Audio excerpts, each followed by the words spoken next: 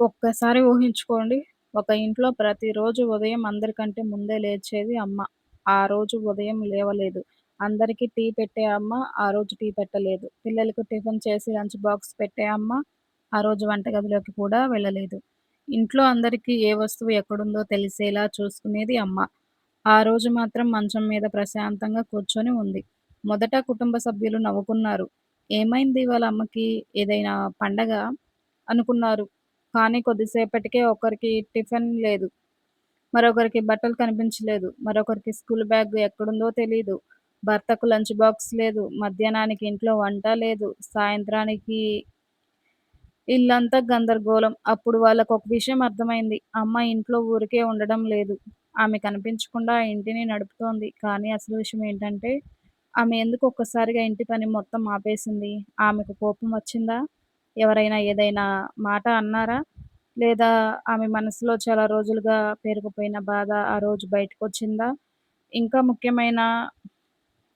ముఖ్యంగా ఆమె ఒక్కరోజు పని చేయకుండా కుటుంబానికి ఇంత ఇబ్బంది వస్తే, ప్రతిరోజు ఆమె చేస్తున్న పనుల విలువ ఎంత ఉంటుందో ఎప్పుడైనా ఆలోచించారా? ఇదే మన కథ. హలో అందరికీ. ఎలా ఉన్నారు? ముందుగా మీ అందరికీ చాలా, చాలా థ్యాంక్ యూ. ఈరోజు నేను మీతో చెప్పబోయే ఒక కథ కుటుంబం గురించి. కానీ నిజం చెప్పాలంటే ఇది కేవలం ఆ కుటుంబం కథ కాదు. మన చుట్టూ ఉన్న చాలా కుటుంబాల్లో జరిగే విషయమే. మన ఇంట్లో కూడా ఇలాంటివి జరుగుతూ ఉంటాయి. కొన్ని విషయాలు మనం ప్రతిరోజు చూస్తూ ఉండడం వల్ల వాటి విలువ మనకు తెలీదు. ప్రతిరోజు సూర్యుడు ఉదయిస్తాడు కదా! అందుకే సూర్యుడు ఎంత ముఖ్యమో మనం ప్రతిరోజు ఆలోచించడం. అలాగే ఇంట్లో ఒక అమ్మ ప్రతిరోజు లేచి అందరి పనులు చూసుకుంటూ ఉంటే, ఆమె చేసే పని కూడా మనకు ఒక సాధారణ విషయంలా అనిపిస్తుంది. అమ్మ చేస్తుంది, భార్య చూసుకుంటుంది, ఇంట్లోనే ఉంటుంది కదా! అనుకుంటాం. కానీ ఆమె ఒకరోజు ఆగితే అప్పుడు తెలుస్తుంది. ఈ కథ కూడా అదే జరిగింది. ఒక అందమైన కుటుంబం ఉండేది. భర్త ఉద్యోగం చేసేవాడు, భార్య ఇంటి పని చూసుకునేది. ఇద్దరు పిల్లలు ఉండేవారు. చూడ్డానికి ఆ కుటుంబం చాలా హ్యాపీగా కనిపించేది. ఉదయం అందరూ కలిసి లేస్తారు. పిల్లలు స్కూలుకి వెళ్తారు. భర్త ఆఫీస్‌కి వెళ్తాడు. భార్య ఇంట్లో ఉండి అన్ని పనులు చూసుకుంటుంది. బయట వాళ్ళు చూస్తే చాలా మంచి కుటుంబం అనే అనుకునేవారు. కానీ ఆ ఇంట్లో ఒక చిన్న సమస్య ఉంది. అది ఎవరికీ పెద్ద సమస్యలే అనిపించేది కాదు. ఎందుకంటే ఆ సమస్య రోజూ జరిగేదే. ఆ ఇంట్లో భార్య చేసే ప్రతి పనిని అందరూ అలవాటుగా తీసుకున్నారు. ఉదయం 6 గంటలకు ఆమె లేస్తుంది. ముందు వంటగదిలోకి వెళ్తుంది. పిల్లలకు ఏం చేయాలి? భర్తకు ఏం పెట్టాలి? అని ఆలోచిస్తుంది. టీ పెడుతుంది, టిఫిన్ చేస్తుంది, లంచ్ సిద్ధం చేస్తుంది, పిల్లల బాక్స్ నింపుతుంది, బ్యాగులు చూసుకుంటుంది, బట్టలు సిద్ధం చేస్తుంది, ఎవరికి ఏది కావాలో చూసుకుంటుంది. ఒకరోజు ఉదయం భర్త లేచి వంటగదిలోకి వచ్చాడు. టీ అయిందా? అని అడిగాడు. ఆమె ఇంకా 2 నిమిషాలు అంది. అతను కుర్చీలో కూర్చొని ఫోన్ చూస్తూ ఉన్నాడు. 2 నిమిషాల్లో టీ వచ్చింది. టీ తీసుకున్న వెంటనే టిఫిన్ ఏంటి? అని అడిగాడు. ఆమె దోస అంది. సరే 2 పెట్టు అన్నాడు. ఇది వింటే మనసులో చాలా మందికి నవ్వొస్తుంది. కానీ నిజంగా చెప్పండి, మన ఇళ్లల్లో కూడా ఉదయం లేచిన వెంటనే టీ అయిందా? టిఫిన్ ఏంటి? లంచ్ ఏంటి? అని అడిగే వాళ్ళే ఉంటారు కదా! కానీ అదే సమయంలో "నువ్వు బాగా నిద్రపోయావా? నువ్వు అలసిపోయావా?" అని అడగడం మాత్రం మర్చిపోతాం. అది ఆ ఇంట్లో కూడా అలాగే ఉండేది. పిల్లలు లేచారు. ఒకరు "అమ్మా నా యూనిఫార్మ్ ఎక్కడ?" అన్నారు. "నిన్న ఉతికి ఆరేసిన చోట ఉంది. నా స్నాక్స్ నీ బ్యాగు పక్కన, నా షూ తలుపు దగ్గర, నా వాటర్ బాటిల్ కిచెన్‌లో ఉంది." అంటే ఆ ఇంట్లో ఎవరికేం కావాలో అమ్మకి తెలుసు. ఏ వస్తువు ఎక్కడుందో ఆమెకి తెలుసు. పిల్లలు తమ వస్తువుల కోసం వెతకాల్సిన అవసరం లేదు. ఎందుకంటే అమ్మ వాళ్ళకంటే ముందే పని చేసేది. ఒకరోజు పిల్లలు ఒకరు సరదాగా అడిగారు, "అమ్మ నీకు ఇంత ఎలా గుర్తుంటుంది?" ఆమె నవ్వుతూ, "అమ్మకి గుర్తుండాలి కదా!" అంది. పిల్లాడు వెళ్ళిపోయాడు. కానీ ఆ మాటల్లో ఎంత పెద్ద నిజముందో అతనికి తెలీదు. అమ్మకి గుర్తుండాలి. ఎందుకంటే ఎవరికేం కావాలో గుర్తుపెట్టుకోవడం కూడా ఆమె బాధ్యతగా మారిపోయింది. కొద్దిసేపటికి భర్త ఆఫీస్‌కి వెళ్ళడానికి సిద్ధమయ్యాడు. "నా లంచ్ బాక్స్" అని అడిగాడు. ఆమె "టేబుల్ మీద ఉంది" అంది. అతను తీసుకున్నాడు. "సాయంత్రం ఆలస్యంగా వస్తాను" అన్నాడు. "సరే" అంది. అతను వెళ్ళిపోయాడు. పిల్లలు కూడా స్కూలుకి వెళ్ళిపోయారు. ఇంట్లో మళ్ళీ నిశ్శబ్దం. ఆమె మాత్రం పని చేస్తూనే ఉంది. ఇంటి పని సర్దింది. ఇంటిని సర్దింది, బట్టలు సర్దింది, వంట చేసింది, మధ్యాహ్నమయింది. అప్పటికి ఆమెకు అలసటొచ్చింది. కొద్దిసేపు కూర్చోవాలని అనుకుంది. కానీ ఫోన్ వచ్చింది. అమ్మా నా ప్రాజెక్ట్ కావాల్సిన వస్తువు ఇంట్లో ఉందా?" అని అడిగాడు. "ఉంది. ఎక్కడ?" ఆమె వెంటనే చెప్పింది. ఫోన్ పెట్టింది. మళ్ళీ ఇంకొక పని. ఇలా రోజు మొత్తం ఆమెకు తన కోసం కూర్చునే సమయం కూడా దొరకలేదు. సాయంత్రం అందరూ ఇంటికి వచ్చారు. భర్త వచ్చి "టీ ఉందా?" అని అడిగాడు. ఆమె టీ పెట్టింది. అతను టీ తాగుతూ "ఈరోజు చాలా అలసిపోయాను" అన్నాడు. ఆమె ఏమనలేదు. ఆమె కూడా అలసిపోయింది. కానీ ఆమె అలవా అలసట ఎవరు అడగలేదు. అదే రాత్రి భోజనం తర్వాత భర్త సరదాగా "నువ్వు ఇంట్లోనే ఉంటావు కదా! నీకు ఎందుకు అలసట?" అని అన్నాడు. అతను సరదాగా అన్నాడు. ఆమె కూడా అప్పట్లో ఏమనలేదు. నవ్వింది. కానీ ఆ మాట ఆమె మనసులోకి వెళ్ళిపోయింది. ఇంట్లోనే ఉంటాను కదా! అనే మాట ఆమెకు రోజంతా గుర్తొచ్చింది. ఆమె తనలో తాను ఆలోచించింది. నేను ఇంట్లోనే ఉంటాను. కానీ నేనేం చేస్తున్నాను? ఉదయం నుంచి రాత్రి వరకు ఏం చేస్తున్నానో ఆలోచించింది. టీ, టిఫిన్, లంచ్, పిల్లలు, బట్టలు, ఇల్లు, వంట, మళ్ళీ సర్దటం, మళ్ళీ పిల్లల పని, మళ్ళీ రేపటి మనల గురించి ఆలోచించడం అన్నీ గుర్తొచ్చాయి. ఆమెకు తన మీద నవ్వొచ్చింది. నేను కూడా ఒకరోజు సెలవు తీసుకుంటే ఎలా ఉంటుంది? అనుకుంది. మొదట అది సరదాగానే అనిపించింది. కానీ ఆ ఆలోచన క్రమంగా గట్టిగా మారింది. ఎందుకు తీసుకోకూడదు? అనుకుంది. నేను కూడా మనిషినే కదా! అని అనుకుని నిద్రపోయింది. మరుసటి రోజు ఉదయం అలారం మోగింది. ఆమె కళ్ళు తెరిచింది. అలారం ఆపేసింది. కానీ లేవలేదు. 5 నిమిషాలు, 10 నిమిషాలు, 20 నిమిషాలు. ఎవరూ లేపలేదు. చివరికి భర్త లేచాడు. వంటగదిలోకి వెళ్ళాడు. అక్కడ నిశ్శబ్దం. అతనికి ఏదో వింతగా అనిపించింది. ఇంకా లేవలేదా? అని బెడ్‌రూమ్‌లోకి వెళ్ళాడు. ఏమైంది? అని అడిగాడు. ఆమె "ఏం లేదు" అంది. "ఆరోగ్యం బాలేదా?" "బాగానే ఉంది." "మరి లేవవా?" "లేస్తాను." "ఎప్పుడు?" ఆమె ప్రశాంతంగా "తెలీదు" అంది. భర్తకి ఏం అర్థం కాలేదు. "టీ?" అని అడిగాడు. "నువ్వే చేసుకో." "నాకు టీ చేయడం రాదు." "ఇవాళ నేర్చుకో" అంది. భర్త ముఖం చూస్తే నవ్వొస్తుంది. ఇదేంటి కొత్తగా ఉంది అన్నట్టు చూస్తూ బయటికి వెళ్ళాడు. ఇంతలో పిల్లలు లేచారు. "అమ్మా టిఫిన్ ఈరోజు మీరే చేసుకోండి." "ఏంటమ్మా?" "నాకు ఇవాళ సెలవు." పిల్లలు ఒకరిని ఒకరు చూసుకున్నారు. "అమ్మకి సెలవా?" "అవును." "ఇంట్లో?" "అవును." పిల్లలు మొదట నవ్వారు. "సరే ఇవాళ మేమే చేసుకుంటాం" అన్నారు. వంటగదిలోకి వెళ్లారు. బ్రెడ్ కనిపించింది. కానీ జామ్ కనిపించలేదు. ఫ్రిడ్జ్ తెరిచారు. ఏం ఎక్కడుందో తెలీదు. ఒకరు "జామ్ ఎక్కడుంది?" అన్నాడు. మరొకరు "అమ్మకి తెలుసు. అమ్మ ఇవాళ సెలవు." "అయ్యో!" అని ఇద్దరూ నవ్వుకున్నారు. చివరికి బ్రెడ్‌ని అలాగే తిన్నారు. భర్త టీ చేయడానికి ప్రయత్నించాడు. నీళ్లు పోశాడు. పాలు పోశాడు. టీ పొడి వేశాడు. చక్కెర వేశాడు. తాగాడు.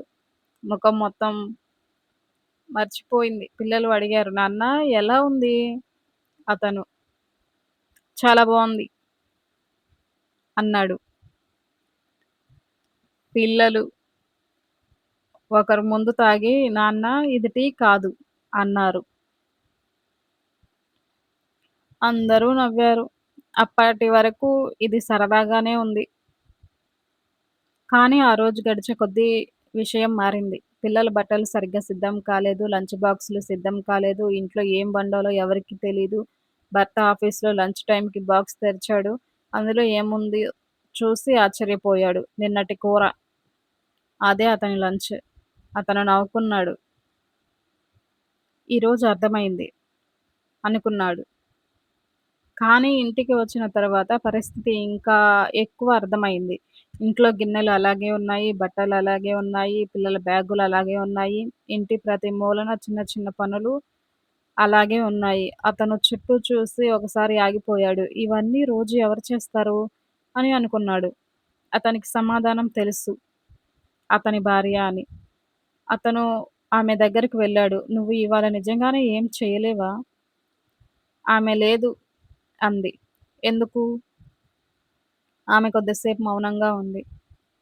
తరువాత "నాకు కూడా ఒకరోజు విశ్రాంతి కావాలి అనిపించింది" అంది. అంతేనా? అంతే కాదు. ఆమె కాసేపు ఆగి, "నేను చేసే పనులు మీకు కనిపించడం లేదు" అంది. భర్త నిశ్శబ్దంగా ఉన్నాడు. ఆమె కొనసాగిస్తుంది. "మీరు లేచేసరికి టీ సిద్ధంగా ఉంటుంది. పిల్లలు లేచేసరికి వాళ్ళ బట్టలు సిద్ధంగా ఉంటాయి. మీరు బయటికి వెళ్ళేసరికి లంచ్ బాక్స్ సిద్ధంగా ఉంటుంది. పిల్లలు స్కూలుకి వెళ్ళేసరికి వాళ్ళ బ్యాగులు సిద్ధంగా ఉంటాయి. మీరు ఇంటికొచ్చేసరికి భోజనం సిద్ధంగా ఉంటుంది. ఇవన్నీ ఎలా జరుగుతున్నాయో ఎవరు ఆలోచించారు? ఎందుకంటే నేను చేస్తూనే ఉన్నాను. అందుకే అది పని అని కూడా ఎవరికీ అనిపించదు." భర్త తలదించుకున్నాడు. ఆమె మళ్ళీ చెప్పింది, "నన్ను ఎవరు డబ్బు సంపాదించట్లేదని తక్కువ చేయలేదు. కానీ నువ్వు ఇంట్లోనే ఉంటావు కదా!" అనే ఒక్క మాట మాత్రం నాకు చాలా బాధ కలిగించింది.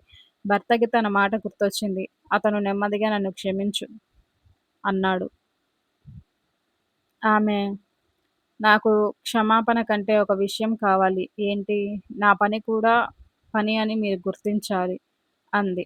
అతను వెంటనే "ఇక నుంచి గుర్తిస్తాను" అన్నాడు.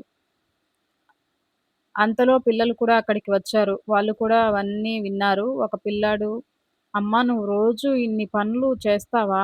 అని అడిగాడు. ఆమె నవ్వుతూ, "అవును. మరి మేమేం చేస్తాం?" "మీరు చదువుకుంటారు." "అది కూడా పని కదా!" అని అడిగాడు.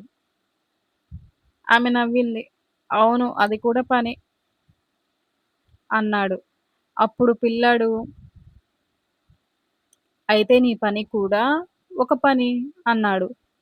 ఆమె కళ్ళల్లో నీళ్లొచ్చాయి. అది బాధతో వచ్చిన కన్నీళ్లు కాదు. ఎవరైనా తన పని గుర్తించిన ఆనందం. భర్త కూడా ఆ క్షణాన్ని చూసి, "ఇక నుంచి మన ఇంట్లో ఎవరి పని చిన్నది కాదు" అన్నాడు. "అందరం కలిసి చేసుకుందాం." పిల్లలు వెంటనే "సరే" అన్నారు. అయితే కదా పిల్లలు కూడా మాటల్లో చాలా ధైర్యంగా ఉంటారు.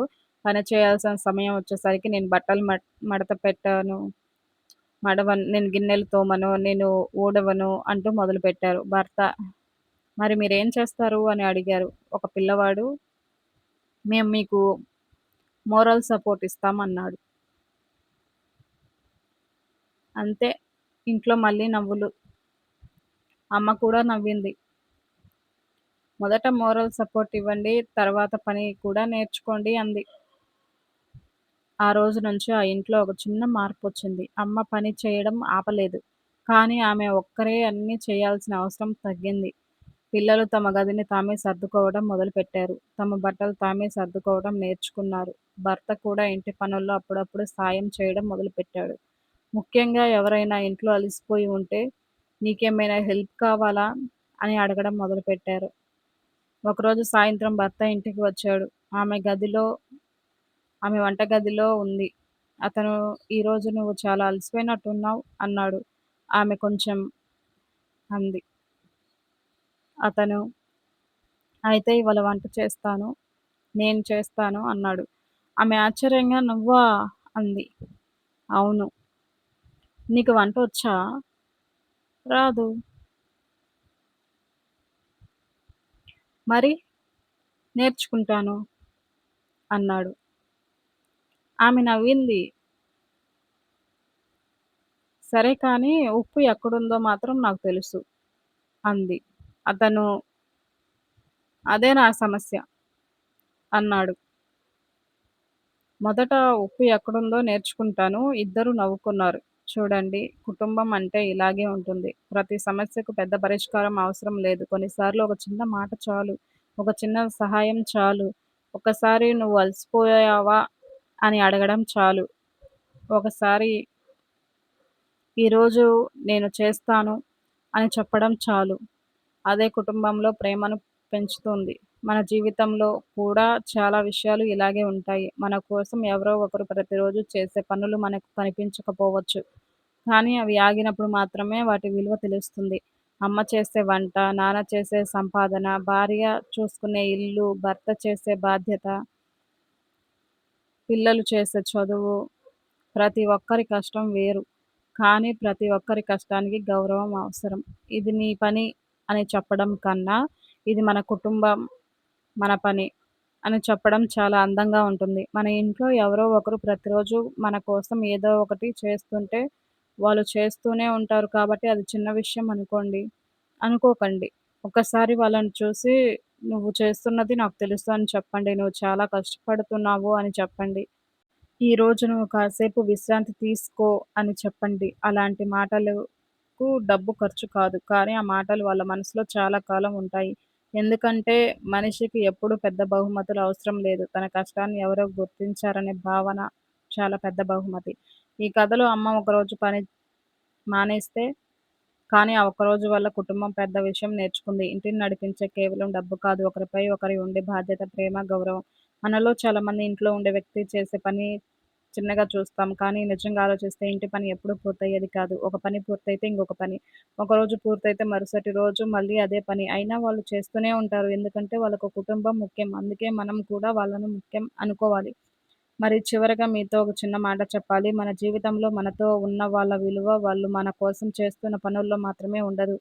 వాళ్ళు మనల్ని ప్రేమిస్తున్నారనే విషయమే అసలు విలువ కాబట్టి, వాళ్ళు మనతో ఉన్నప్పుడే వాళ్ళ విలువ తెలుసుకుందాం. వాళ్ళు ఒకరోజు ఆ పని చేయకపోతేనే, అయ్యో! వాళ్ళు ఎంత పని చేసేవాళ్ళో అని అనుకోవడం కాకుండా, వాళ్ళు ప్రతిరోజు చేస్తున్నప్పుడు గుర్తించాలి. ఒక్కసారి వాళ్ళకి థాంక్స్ అని చెప్పాలి. ఒక్కసారి వాళ్ళకు విశ్రాంతి ఇవ్వాలి. ఒక్కసారి మనం వాళ్ళ పని పంచుకోవాలి. అదే కుటుంబం, అదే ప్రేమ, అదే మన బంధాల అసలు అందం. ఈ కథలో కుటుంబానికి చివరిగా ఒక విషయం తెలుసుకుంది. ఇంట్లో ఎవరి పని చిన్నది కాదు. ఎవరికి కష్టం కనిపించకపోయినా దాని విలువ తగ్గదు. మన కోసం ప్రతిరోజు ఏదో ఒకటి చేసే వాళ్ళను మనం గౌరవిస్తే మన ఇల్లు కేవలం ఒక ఇల్లు కాదు. అది నిజమైన కుటుంబం అవుతుంది. ఇదే ఈరోజు మన కథ. మీ అందరికీ ఈ కథ నచ్చిందని అనుకుంటున్నాను. మన జీవితానికి దగ్గరగా ఉండే ఇలాంటి కథలను మీతో ఇంకా చాలా పంచుకుంటాను. మళ్ళీ కొత్త కథతో కలుద్దాం. అప్పటి వరకు మీ ఇంట్లో వాళ్ళను ప్రేమగా చూసుకోండి. మనతో ఉన్న వాళ్ళను విలువ మనతో ఉన్నప్పుడే తెలుసుకుందాం. ధన్యవాదాలు. మళ్ళీ మదనా